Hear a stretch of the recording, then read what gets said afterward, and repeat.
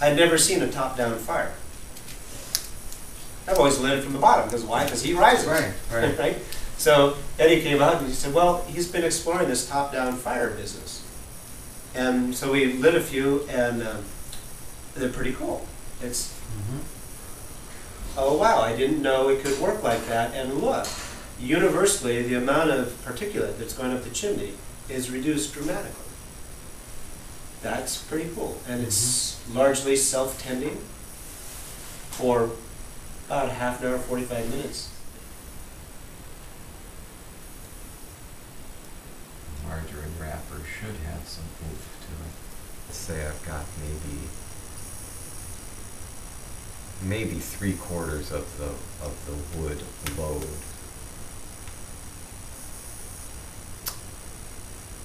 And I'm hoping in that way what's in here will burn well, better than what happened last night. That's my hope. And so I've got 4 chunks down at the bottom.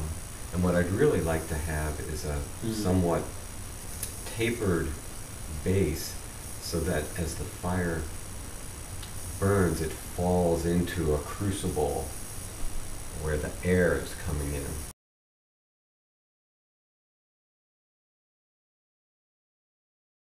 Seems to me the best way to learn about fire is to watch fire.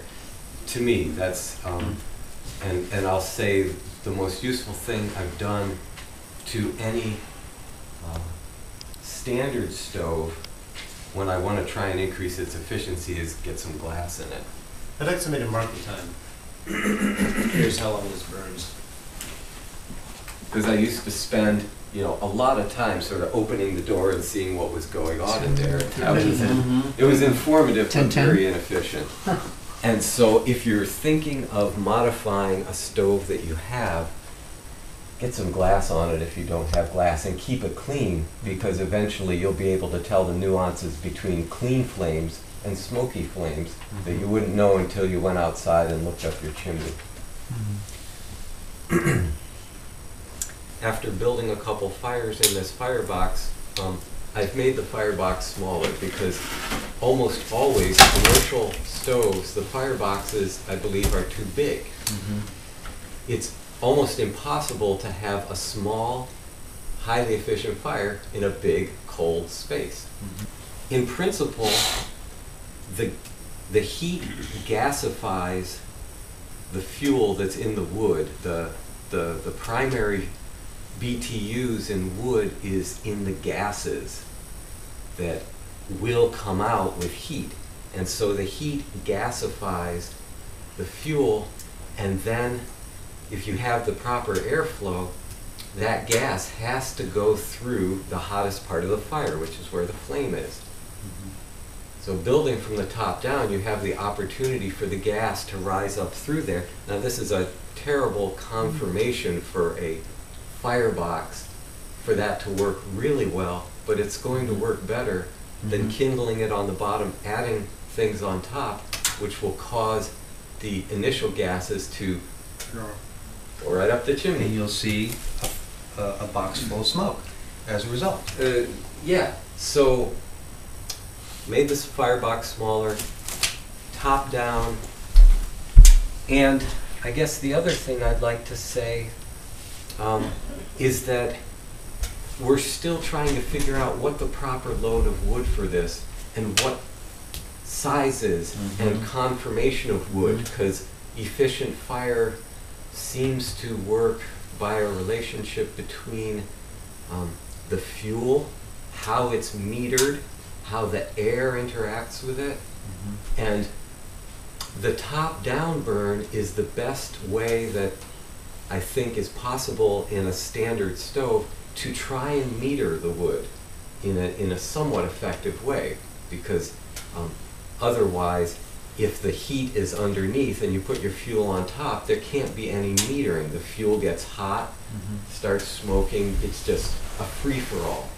And you can see, pretty much since Doug kindled this, there's not a lot of smoke happening.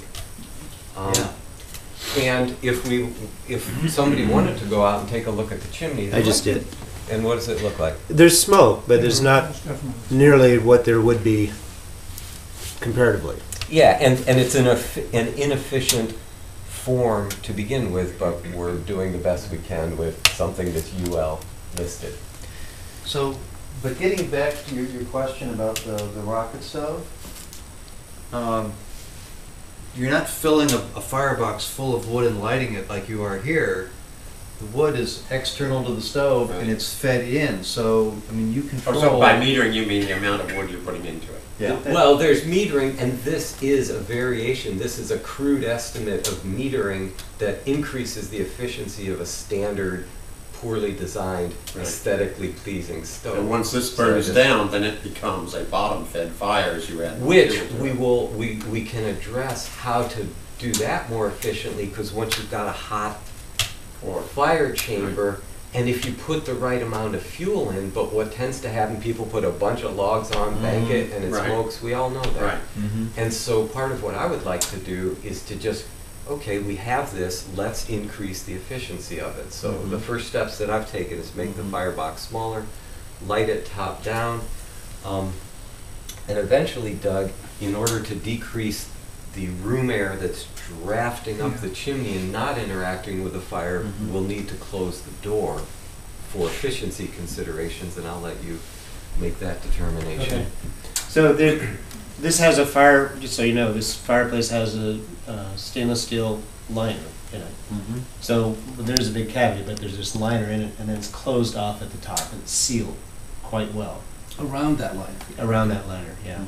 So there isn't a huge updraft of heat from the house that's going out the chimney. and there's no damper on this now, right? There's no damper on it. Right. Yeah, and in general, I would say that damping a fire is contrary to efficient combustion, because you want Right. hot, Right. intense fire. But you damp it to get more out of the firebox. Well, even though it's to stretch out the heating period. It stretches the heating period, but it decreases the amount of heat you get from the wood. Correct. When I'm sorry, I have a question. So what did you do just now, Doug, because of, well, about 5 or so minutes ago, that made the fire change? Because before it was dancing more and the, like listening to it, like the, Open the door. He starved it. He shut the Open the door. door, open the door for it. This door was partly ajar, okay, so it was letting in a lot more air. okay, The only place that this is getting air right now is right in the center at the bottom. okay. There's a hole that's oriented this way. it's only this big around. Oh. Okay, And so all the air that's available to the stove is coming through that little hole, all right. like Can I a say jet something? in What comes into drawing in the bottom and then rising. Mm. Well, it's just that you need, and correct me if I'm wrong, you need heat, and you need fuel, and you need air, Okay, right? And those three things, if any of those, if you miss any of those, the fire won't happen. okay. So Or what it'll be happens less is when efficient. there's, Or be less efficient.